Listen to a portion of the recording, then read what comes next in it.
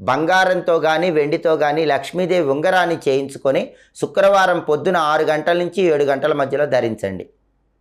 ఎవరైనా సరే పురుషులు కానీ స్త్రీలు కానీ శుక్రవారం పొద్దున 6 నుంచి 7 మధ్యలో బంగారపు లక్ష్మీదేవి ఉంగరము లేదా వెండి లక్ష్మీదేవి ఉంగరము కుడి చేతి ఉంగరం వేలుకు ధరిస్తారో వాళ్ళకి ఎప్పుడూ లక్ష్మీదేవి అనుగ్రహం ఉంటుంది, నిత్య లక్ష్మీ కటాక్షం ఉంటుంది.